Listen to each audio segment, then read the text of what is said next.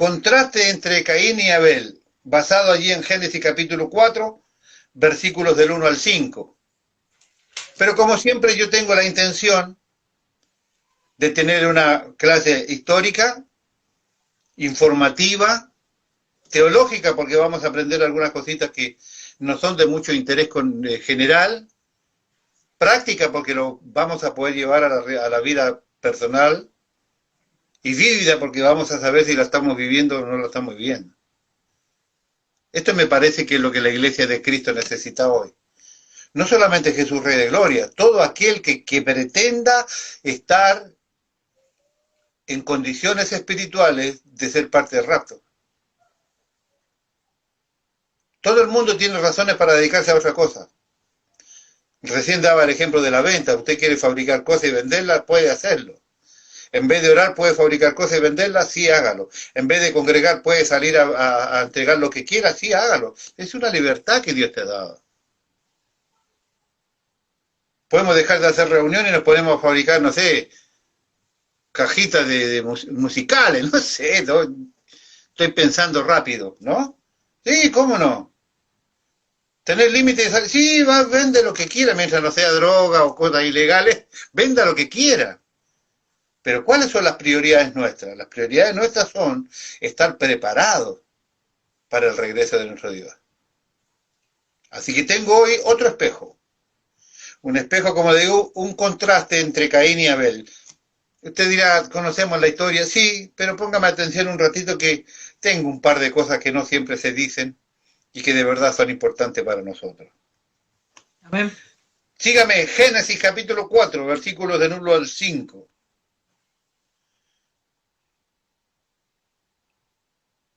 Caín y Abel, el contraste del libro de Génesis, por supuesto. Leemos en el nombre del Señor, dice, conoció Adán a su mujer Eva, la cual concibió y dio a luz a Caín, y dijo, por voluntad de Jehová, en el texto original dice, con la ayuda de Jehová, dice en el texto original, por voluntad de Jehová he adquirido varón. Después dio a luz a su hermano Abel, y Abel fue pastor de ovejas, y Caín fue labrador de la tierra. Y aconteció andando el tiempo que Caín trajo del fruto de la tierra una ofrenda a Jehová. Y Abel trajo también de los primogénitos de sus ovejas, de lo más gordo de ellas. Y miró Jehová con agrado a Abel y a su ofrenda, pero no miró con agrado a Caín y en la ofrenda suya. Algunos textos hebreos dicen claramente que ni siquiera miró la ofrenda. No es que la miró y no le gustó, no, simplemente no la miró. Simplemente no la miró. Ahora, tengo un pedacito más. Y miró Jehová con agrado a Abel y su ofrenda, pero no miró con agrado a Caín y en la ofrenda suya. Y se ensañó Caín en gran manera y decayó su semblante. La historia de Caín y Abel, en estos versículos que hemos leído, parece una historia muy simple, muy básica, muy superficial, pero está llena de significados que nosotros queremos rescatar hoy. Para el grueso de los evangélicos esto es simple y así como lo hemos leído, así nomás pasó. Pero en realidad hay un montón de cosas aquí que nosotros queremos ver. Todos nosotros debemos pensar profundamente en este pasaje porque explica muchísimo acerca del pecado y de la salvación. Además, toda persona aquí conectada esta noche es como Caín o es como Abel. Corta la bocha.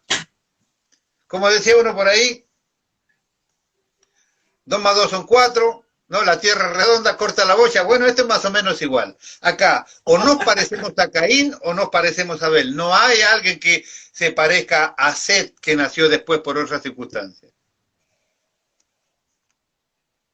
Vamos a analizar un poquito algunos de los textos aquí para enumerar y mencionar algunas cosas que están en el contexto hebreo, pero que muchas veces no se conocen a rajatabla. Versículo 1. Eva dijo, he adquirido varón por Jehová, es decir, con la ayuda de Jehová.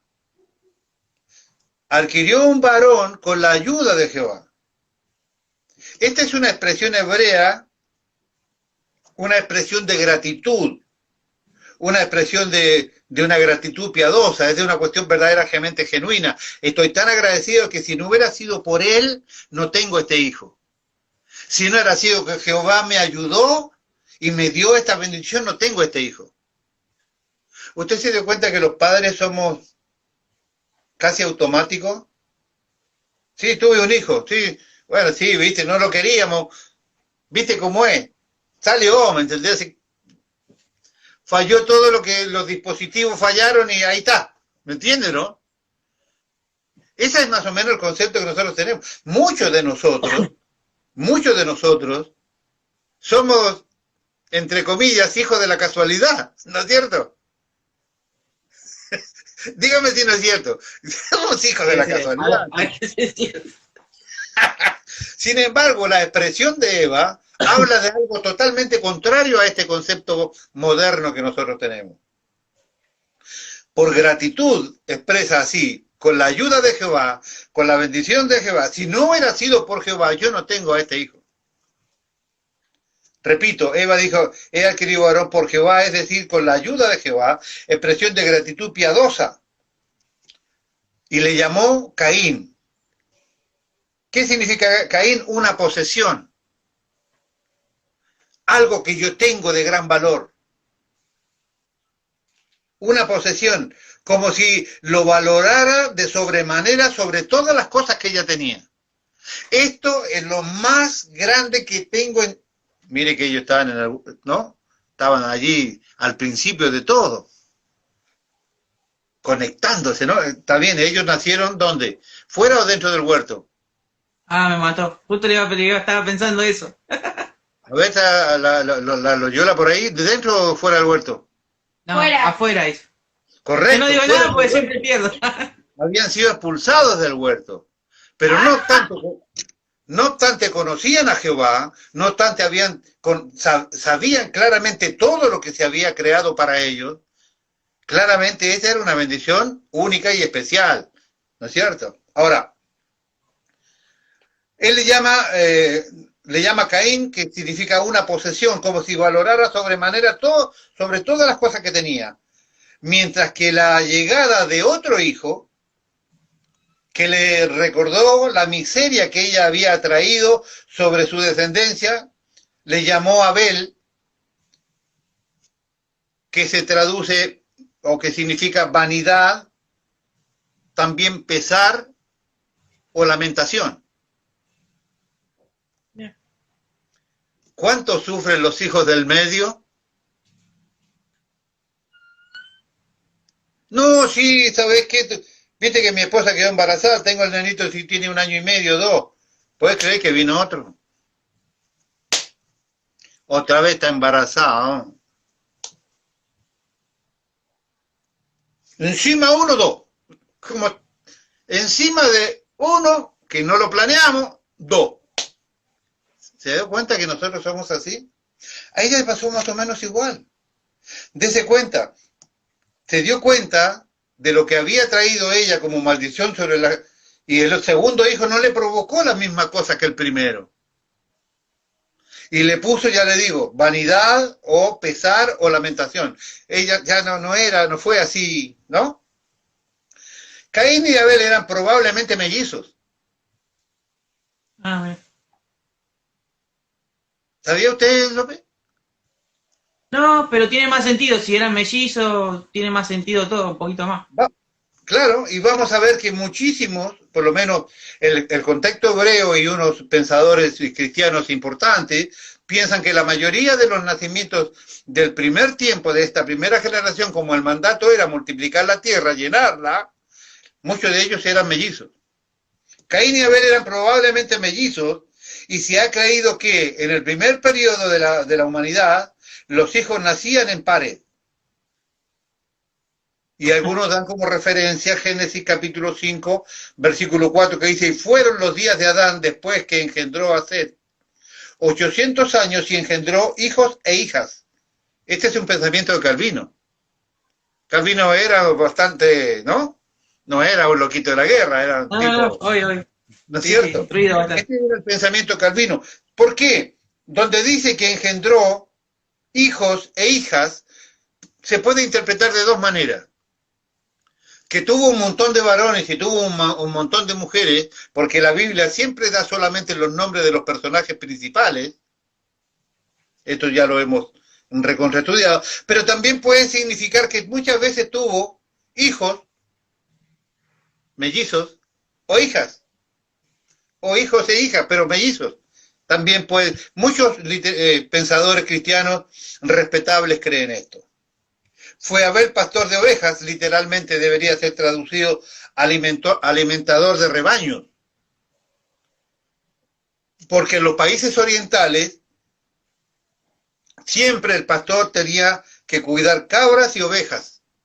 Entonces era un alimentador de rebaños. Tenía mezcladito allí la tarea. ¿Está bien? Él era un alimentador de rebaños, era el que cuidaba los rebaños y que los alimentaba. Aunque Abel era el menor, se menciona primero probablemente por la preeminencia de su carácter religioso.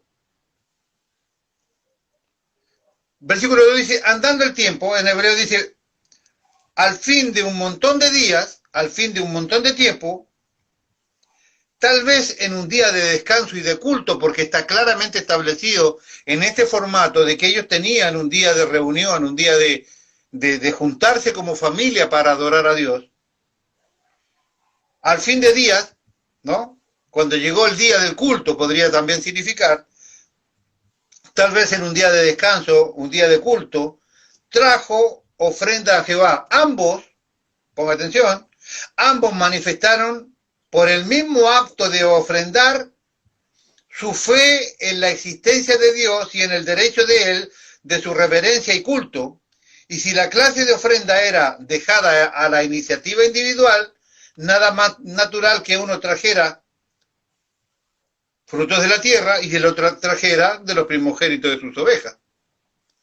¿No es cierto? Si usted es carpintero y dice, quiero que traiga una ofrenda, la que sienta en tu corazón, ¿qué va a llevar usted? Algún tipo de mueble, algún tipo de silla, ¿no es cierto? Natural con lo que hace. Si usted es un artesano, no sé, de pintura, ay, vamos a hermosear el templo, ¿qué va a llevar la Elizabeth? Un par de cuadros, ¿no es cierto? No va a decir, no, yo vengo con una docena de empanadas. No, es algo que tiene que ver con lo que uno hace, tiene que ver con las características que uno hace. Ahora, ponga atención. Ambos el mismo día presentaron ofrenda. Sí. No es que, uy, qué coincidencia, yo le traigo ofrenda a Jehová, oh, mira, yo también, mira cómo. No, ellos se juntaban, ellos tenían una determinación de reconocer a Jehová como Dios, y esto implica claramente de que había un día de reunión para ellos, un día que se disponían para esto, y en aquel día, ambos en la misma ocasión, usando el mismo método, en la misma instancia, le llevan ofrendas a Jehová. Uno le lleva los frutos de la tierra, y el otro le lleva de los más engordados que tenía él en su rebaño. Cada uno hacía, pero llevaron en la misma instancia. Entonces, está claro de que tenían un punto de encuentro, un día determinado, en un momento determinado, y en este caso se produjo esto de la ofrenda espontánea, que está claro que estaba dada así, ofréndele a Jehová lo que usted quiera, y uno le llevó los frutos de la tierra y el otro le llevó lo mejor de las ovejas. Ahora, miró Jehová con agrado a Abel, mas no miró propicio a Caín. Las palabras miró con agrado o miró propicio significan en hebreo mirar una cosa con ojeada penetrante, ansiosa, que ha sido traducida inflamar en fuego, de modo que de la aprobación divina del sacrificio de Abel se vio en el que fue consumido, dice allí, el 15:17, o también en Jueces 13:20, que yo lo tengo anotado aquí. Ahora, analicemos. ¿Qué significa mirar con agrado? Mirar atentamente, profundamente, con toda la atención que una mirada tiene. Y de esta manera fue vista la ofrenda que se le presentó allí, que presentó allí Abel.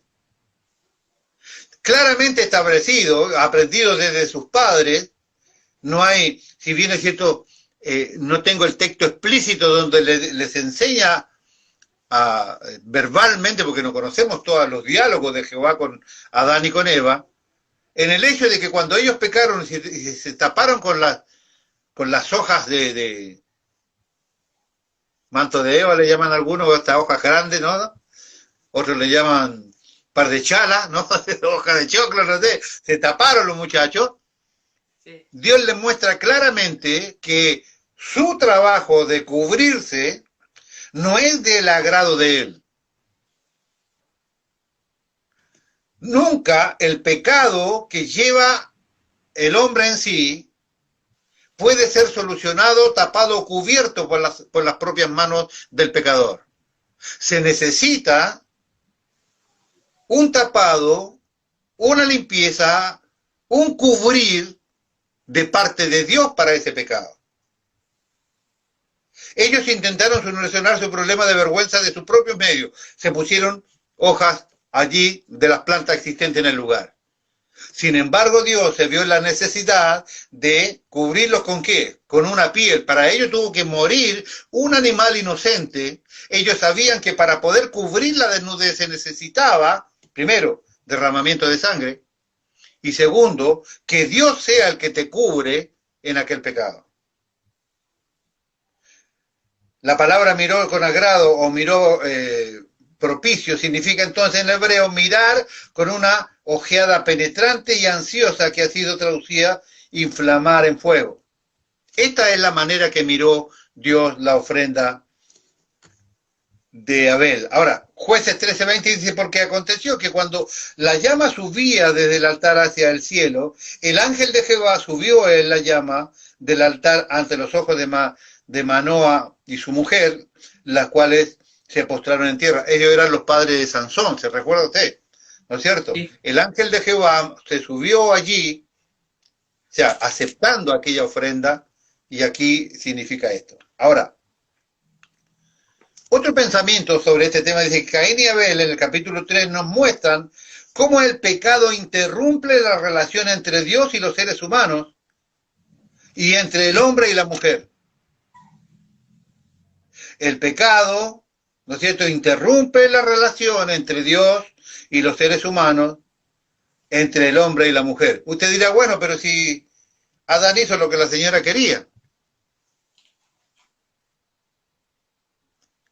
No voy a actualizar nada, nadie se preocupe, que a veces cuando yo le doy el apellido de la señora primero y después de varón, es solo un intento de ablandar una situación, no estoy en este momento con este deseo.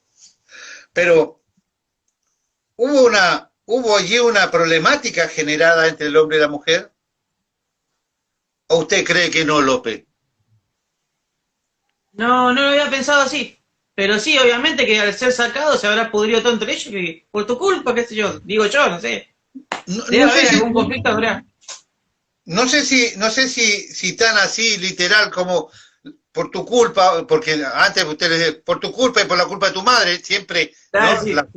Siempre la suegra termina salpicada. No había suegra ahí. No, por eso. Ahora, pero sí creo que las condiciones en que queda Eva,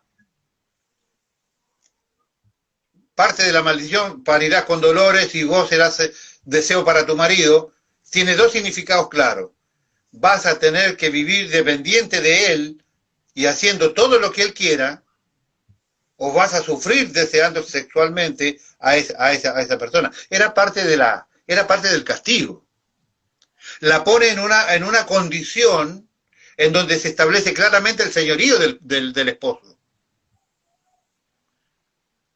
Tú serás deseo para tu marido, está diciendo, en el mejor de los casos, para que nadie diga, no estaba hablando de sexualidad. Bueno, como quiera, no está hablando de sexualidad, le está diciendo, vos vas a hacer todo lo que tu marido quiera.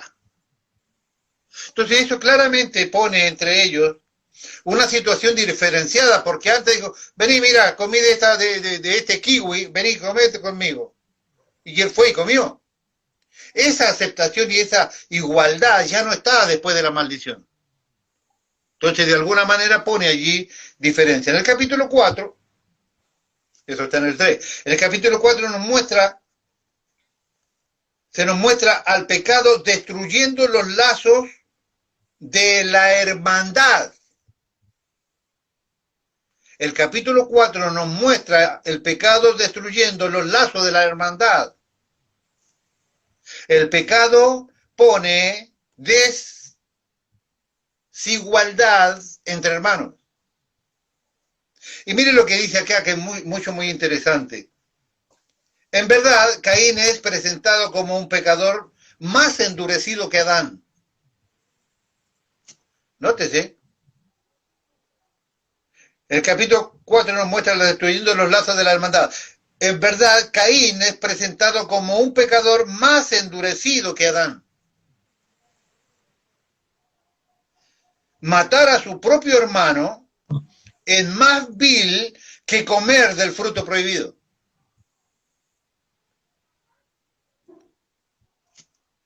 Ponga atención.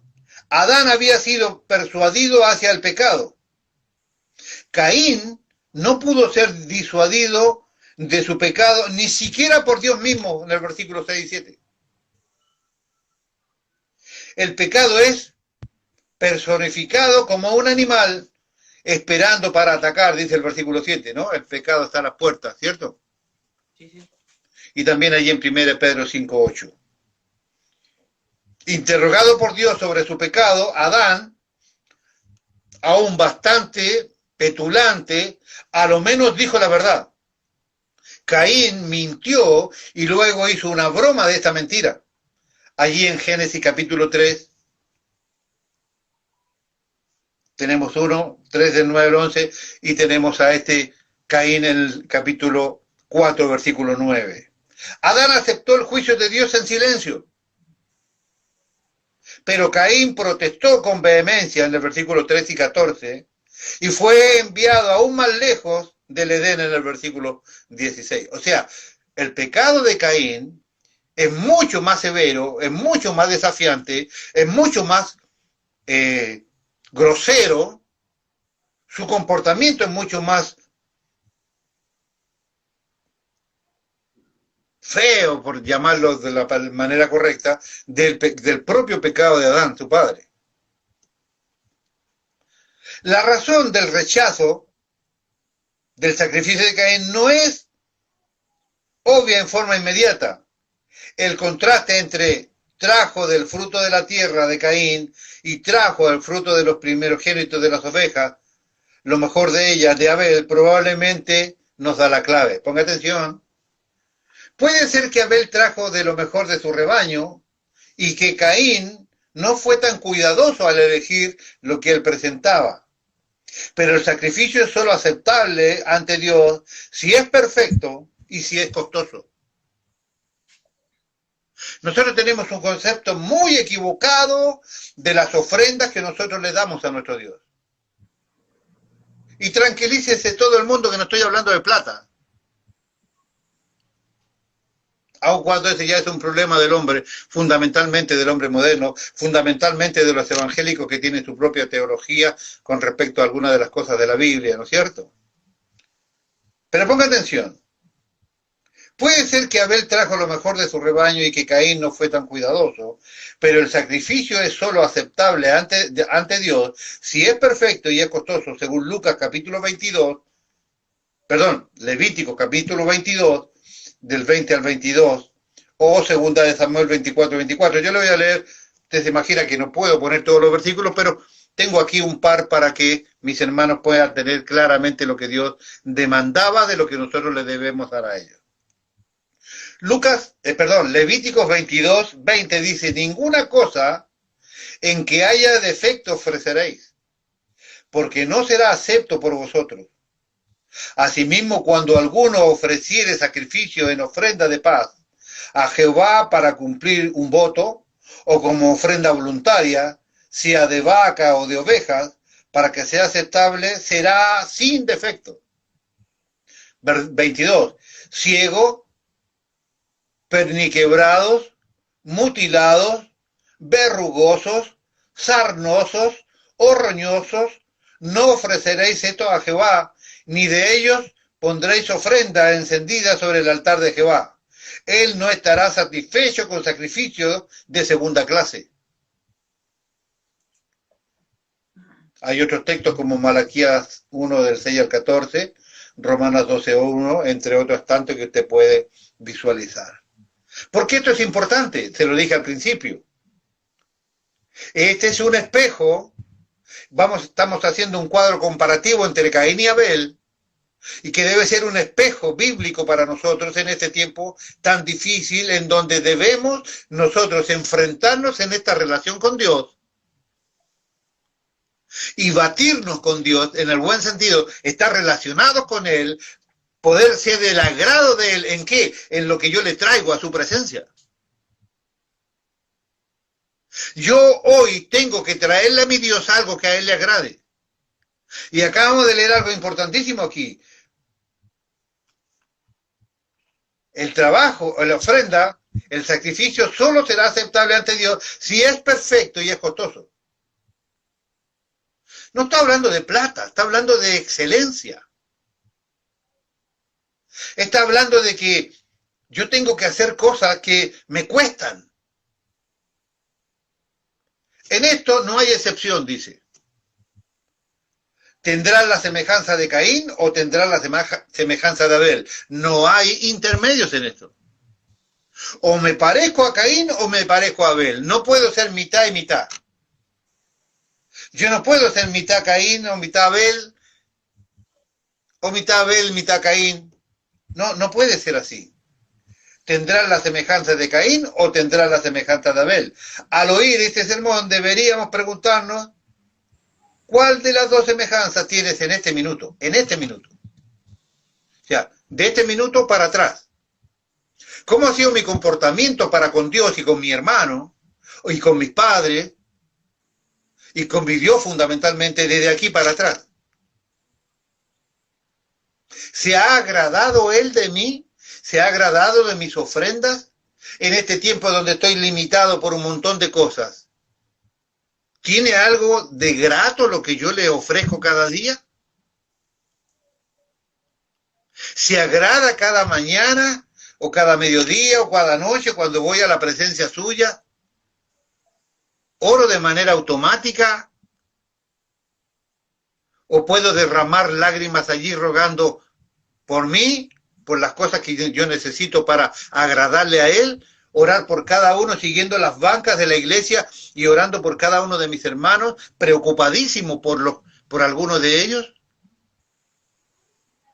¿O solamente pienso en, no sé, lo que a mí me agrada?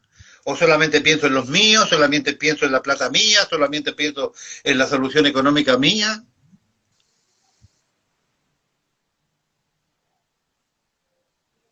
Mientras mi señora ponga en mi mesa el plato de comida, ¿está? Nos olvidamos que hay gente que cada día tiene menos plata y menos trabajo.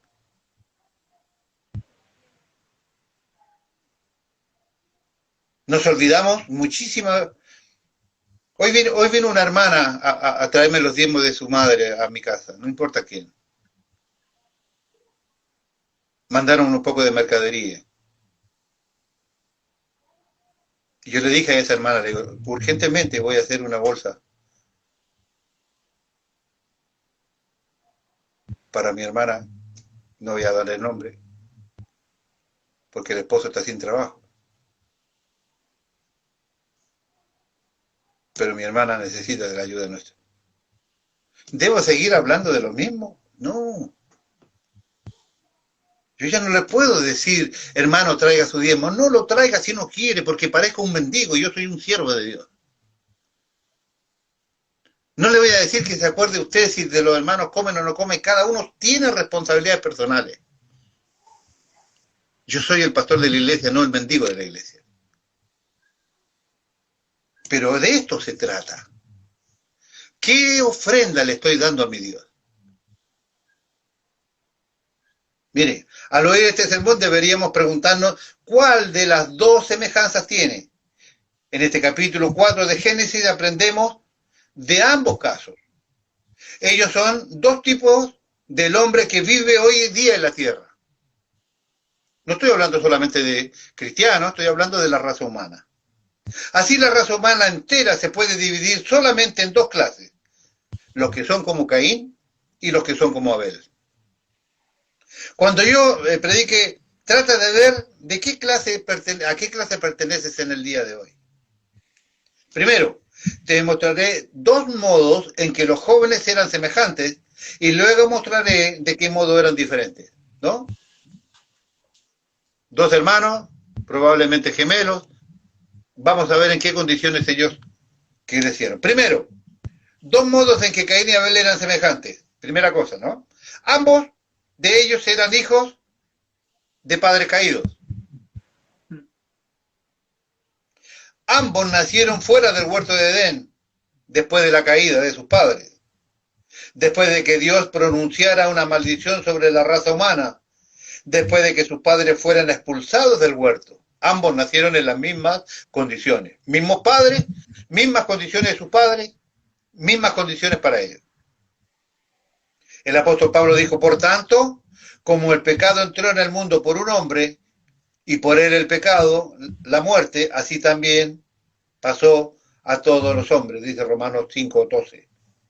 Si ambos, Caín y Abel, nacieron en pecado y eran por naturaleza hijos de ira, según Efesios capítulo 2, versículo 3, ambos de ellos tenían naturalezas depravadas que estaban opuestas a Dios. Ambos.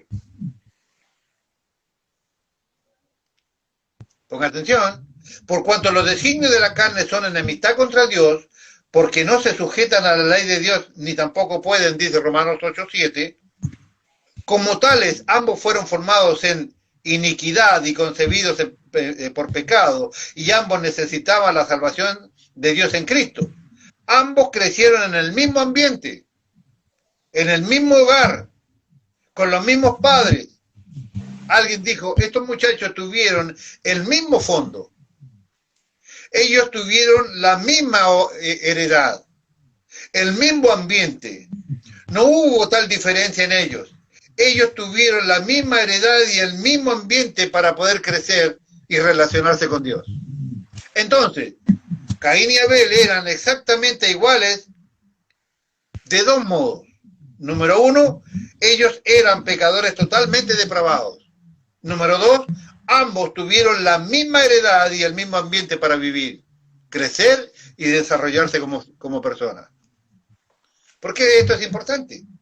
Es importante que yo diga esto porque ahora vivimos en una era de psicología popular, la cual nos dice que si un muchacho se arruina, fue por su mala heredad o por el malo ambiente donde vive, y si sale bueno, es por las mismas razones humanistas que salió bueno porque el ambiente era bueno y porque los padres ayudaron y por... Pero eso no es lo que la Biblia nos enseña.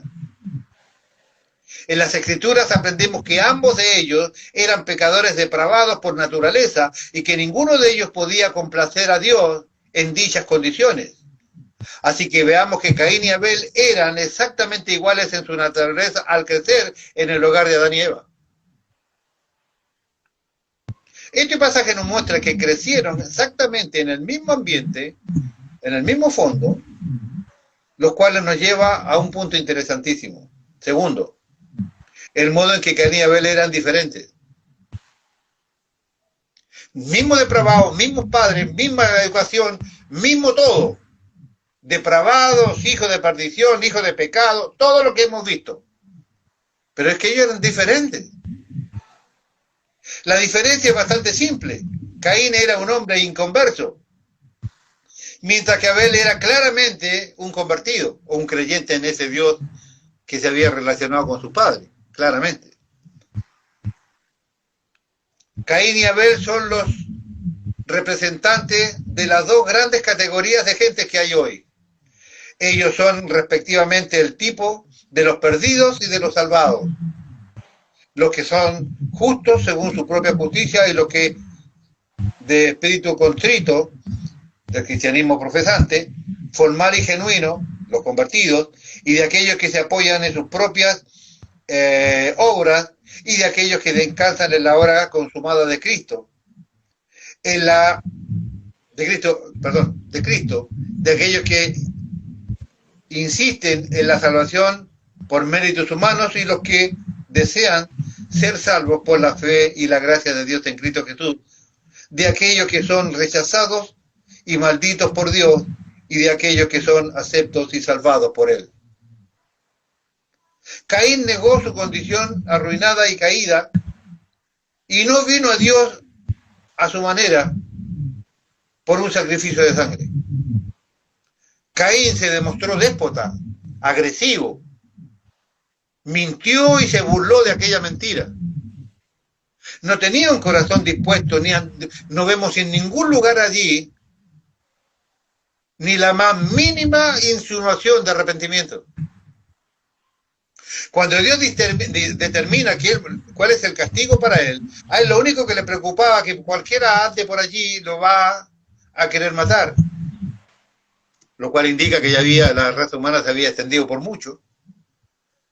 Y ahí hay una serie de especulaciones tremendas sobre cuál era la marca que él tenía para que la gente lo identificara. Ahí hay un pensamiento interesante. Pongan atención. Está bueno, eso es interesante. Ponga atención. No creo que haya tenido una marca en una marca en la frente diciendo que le brillaba o que era... No. Hay un pensamiento interesante que dice que él, por su condición de caído, ya se había enfrentado con Dios y había desafiado y le había mentido a Dios y se había burlado delante de Dios. Esa condición agresiva fue multiplicada. Nadie se quería cruzar con él ni enfrentar con él por la agresividad que tiene. Había sentido placer de matar a su propio hermano. Se había enfrentado a Dios. Le había mentido a Dios y se había burlado delante de él. O sea, esa condición multiplicada, nadie se le acercaba. Su rostro se habrá cambiado, se habrá mutado su forma, y su expresión era tan agresiva y su manera era tan fea, tan desagradable, que nadie se le acercaba. Ese pensamiento es el que más me gusta en función de la marca distintiva que tenía Caín para que nadie lo matara. Iba a ser errante. Atención a aquellos. Hoy tenemos una iglesia, hablo de la iglesia universal, la verdadera iglesia universal, hablo a nivel mundial, hablo de la iglesia cristiana evangélica. El gran problema de la iglesia evangélica del día de hoy es la migración interna. Usted está en todos lados, pero no está en ninguno. Usted puede visitar 50 iglesias, pero ninguno de ellos 50 es su pastor. Usted no tiene un responsable bíblico eterno en el cielo. Pero nótese que la maldición que Dios le puso a Caín fue el ser errante. ¿Cómo puede agradarse Dios de cristianos errantes? ¿Cómo puede agradarse Dios de cristianos, como dice por allí un libro que se llama La trampa de Satanás, de los cristianos mochileros, ¿no? Andan con una mochila, vienen a la iglesia con la mochila preparada para irse a otro lugar. Si el castigo de Dios para Caín fue que no echaría raíces en ningún lado, ¿cómo puede ser que alguien creyendo agradar al Señor pueda vivir de la manera que Dios maldijo a un hombre por su pecado, por su arrogancia, por su falta de fe? El Salmo 1 dice claramente que nosotros debemos ser como árboles plantados junto a corrientes de agua. ¿Cómo? Plantados, echando raíces. ¿Dónde? Donde te alimenten, donde crezcas. ¿Dónde? Donde te den el lugar para que provoque frutos. ¿Dónde? Donde te rueguen para que prediques, donde te rueguen para que hagas algo, donde te rueguen y te tomen en consideración y en valía de lo que tú eres, porque si Cristo te llamó y Cristo se cruzó en tu camino es porque vales mucho. ¿Cómo no valorar yo a alguien que Cristo está en su vida? Caín negó su condición, arruinada y caída, y no vino a Dios a su manera por un sacrificio de sangre. Pero Abel reconoció su pecaminosidad, creyó lo que Dios dijo, expresó su fe en un sustituto sangriento de sacrificio por su pecado, y así fue convertido, y así fue visto como un hombre justo ante los ojos de Dios por la fe sola en Cristo, solo por Cristo. De ese modo, fueron diferentes. Uno aceptó la enseñanza que yo creo que venía de los padres. El derramamiento de sangre, para poder agradar a Dios, tiene que haber un derramamiento de sangre. Tiene que ser de lo mejor de la ofrenda. Este es el espíritu del rechazo de la ofrenda de Caín. Él tomó a lo mejor de todo lo que tenía y lo llevó allí, pero Dios le había enseñado ya que había que tener una conducta diferenciada, que los sacrificios que Dios le daba habían sido ya establecidos por Dios con anterioridad. De este modo fueron diferentes. No me importa lo que algunos de los comentaristas modernos digan sobre el tema. Por ejemplo, el doctor John MacArthur, quien dice que la sangre de Cristo no tiene ninguna diferencia con ninguna sangre y que la sangre de Cristo es igual a la sangre de un animal o de un chancho. Así dice el señor MacArthur, un pastor vivo que está en Estados Unidos. MacArthur nos dice que la ofrenda de Abel fue aceptada porque fue dada obediencia en todo el aspecto. Ponga atención. Y acá quiero darle teología pura porque una palabra te introduce en una doctrina errónea. Ponga atención. Una palabra te introduce en una doctrina errónea. Mire, ponga atención. Por ejemplo, MacArthur nos dice que la ofrenda de Abel fue aceptada porque fue dada obedientemente en todos los aspectos. Ponga atención. El punto de vista de él parece hacer que la obediencia es la clave por la que Dios aceptará el sacrificio de Abel. O sea, si esto es real, yo soy obediente, estoy poniendo yo parte para mi salvación. No. Me temo que tal punto de vista hace de la obediencia el medio para obtener salvación. No. ¿Quién piensa así? Los católicos piensan así. Suena peligrosamente cerca al punto católico romano, que también fue él, Fines entre otros. Simplemente no lo creo. El error de nuestra edad, el decisionismo. Yo acepto a Cristo. No, hermano, ¿quién vos vas a aceptar a Cristo? Cristo te acepta a ti. ¿Cuántas veces yo le he mostrado, hermano, he rogado largamente delante del Señor que me acepte y que me permita ser útil en su reino?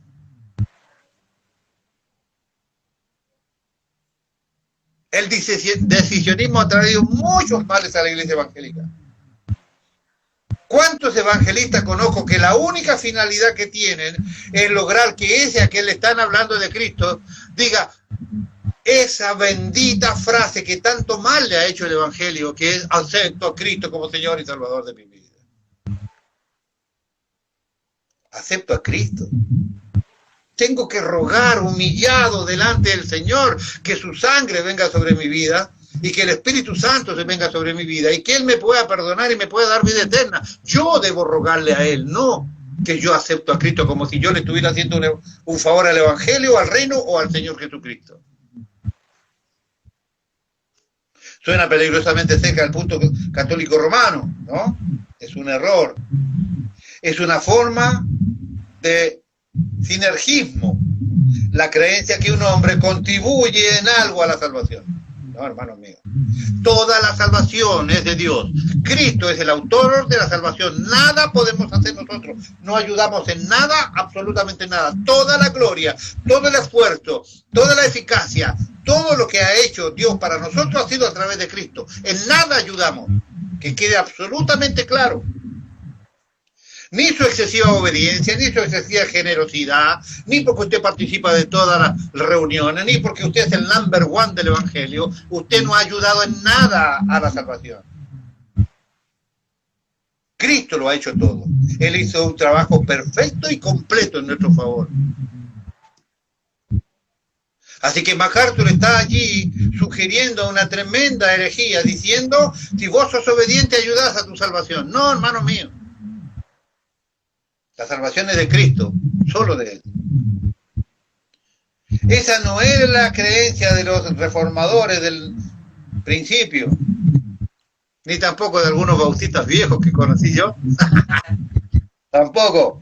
Ellos eran monergistas. Ellos enseñaban que la fe misma es un don de Dios. Efesios 2, 8, 9.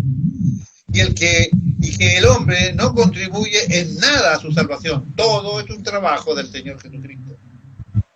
Dios lo hace todo. Repito, Dios lo hace todo.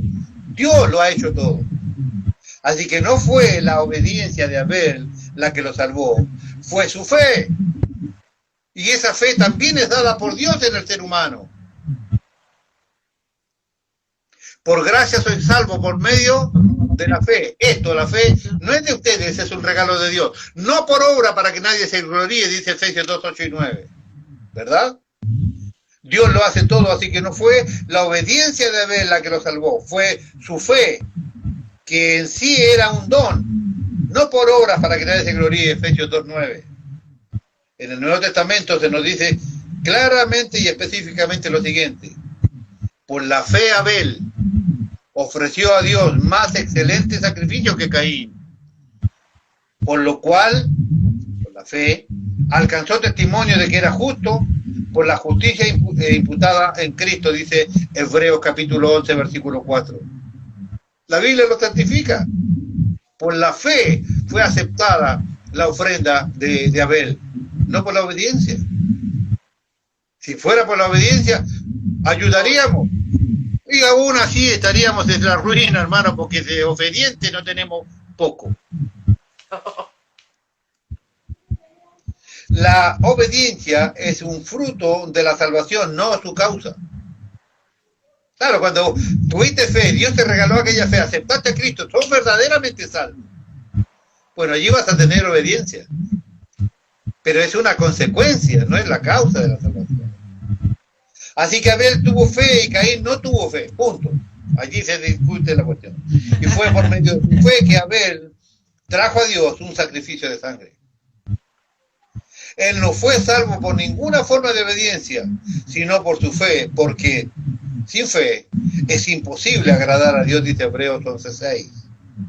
La obediencia viene después de que uno es salvo por fe en Cristo. Nunca es prerequisito de la aceptación a la salvación.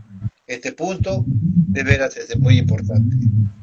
De modo que Abel no fue salvo por la obediencia, más la fe, el sinergismo. Abel fue salvo por sangre, por la fe dada por Dios. Que quede absolutamente claro que antes de que Dios expulsara a nuestros primeros padres del Edén, Él les reveló el camino de salvación. Y Jehová hizo del hombre y a su mujer túnicas de pieles y los vistió, Génesis 3:21. Al vestir a Adán y a Eva con pieles, Dios les enseñó 4 lecciones, básicas y cortitas. ¿Qué hora es, Pablito? Y no tengo reloj acá, pero casi una hora vamos, pues. Casi una hora ya. ¿Van a ser menos cuarto ya? ¡Rápido! Primero. Sí. Dios, ¿cómo pasa la hora, hombre? Primero. Interesante el tema, interesante. Para que un pecador culpable pudiese acercarse a Dios, al Dios Santo, necesitaba una cubierta adecuada. Número 2, que los delantales de hojas que ellos hicieron con sus propias manos no eran aceptables para Dios. Tercero, que Dios mismo tiene que proveer la cubierta, que era lo que yo le decía al principio. Número 4, que la cubierta necesaria sobre el pecado se podía obtener solamente mediante la muerte. La muerte es la paga del pecado, o morirá, o morían ellos, o alguno tenía que morir en su lugar. La misericordia solamente puede llegar a un pecador perdido después de que la justicia haya sido satisfecha. Al vestirlos con pieles, Dios les mostró como un símbolo fuerte que el pecado solamente se podía cubrir, expiar, porque la palabra hebrea significa cubrir, al costo de la sangre derramada. Esto señalaba hacia la cruz y de ver por adelante a la cruz de Cristo. A Adán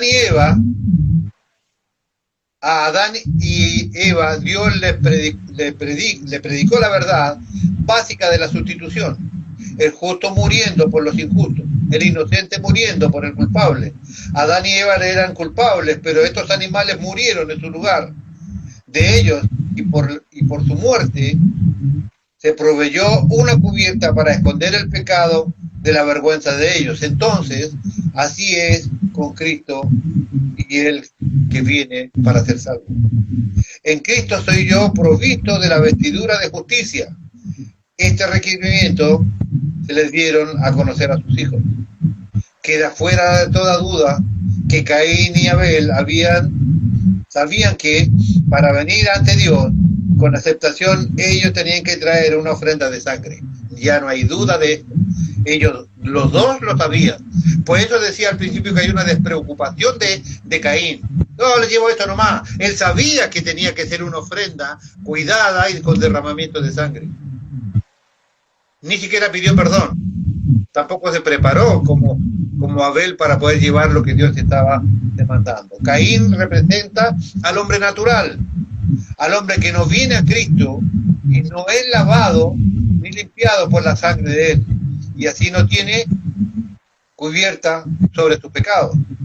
Abel representa al hombre que reconoce su pecado, que se ve como pecador depravado, y entonces viene a Jesús para la limpieza a través de su sangre preciosa. Dios pronuncia un ay en contra de aquellos que rehúsan venir a Cristo para la limpieza. Ay de ellos, porque han seguido el camino de Caín, dice Judas 11. No importan cuán cuidadosamente los padres críen a sus hijos en la fe cristiana. Llega una hora cuando aquellos que no vienen a Jesús se van por el camino de Caín. No importa cuánto tiempo asistan a la iglesia, no importa cuántos sermones oigan, llega una hora cuando aquellos que no vienen a Jesús se irán por el camino de Caín. Ahora, al principio de este sermón te pregunté si eres como Caín o eres como Abel. La respuesta es simple. Si confías en Jesús, ya estás limpio por la sangre de él, tú eres como Abel. Pero es importante, termino con lo que le dije al principio. Esto es fundamental. Cada uno de nosotros nos tenemos que poner frente a esta realidad. ¿Cómo ha sido mi comportamiento? Ya sabemos cómo se comportó Caín. Mató a su hermano, despreció a Dios, lo enfrentó, no pidió perdón por su pecado. Simplemente se preocupó de él mismo. Abel obedeció las enseñanzas dadas desde la niñez. Agradó a Dios en la ofrenda que llevó. Tuvo fe, aceptó la fe que Dios le había regalado. Nosotros, no importa cuántos sermones nosotros hayamos escuchado, no importa cuánto hagamos en la iglesia, no importa el título que tengamos dentro del reino de Dios, apóstol, obispo, pastor, patriarca, llámese ángel, llámese como quiera. Lo cierto que no importa cuánto usted haga, no importa cuánto haya escuchado, usted tiene que tener el sello de la sangre de Cristo en su vida. ¿A qué nos parecemos más hasta el día de hoy? Si hay alguno que en su corazón ni siquiera se lo diga a nadie, no se lo diga a su señora, no se lo diga a nadie, guárdelo para usted y Dios, que el Espíritu Santo en este minuto te pueda de verdad convencer de qué es lo que hemos hecho hasta este minuto. ¿Qué ofrenda hemos dado?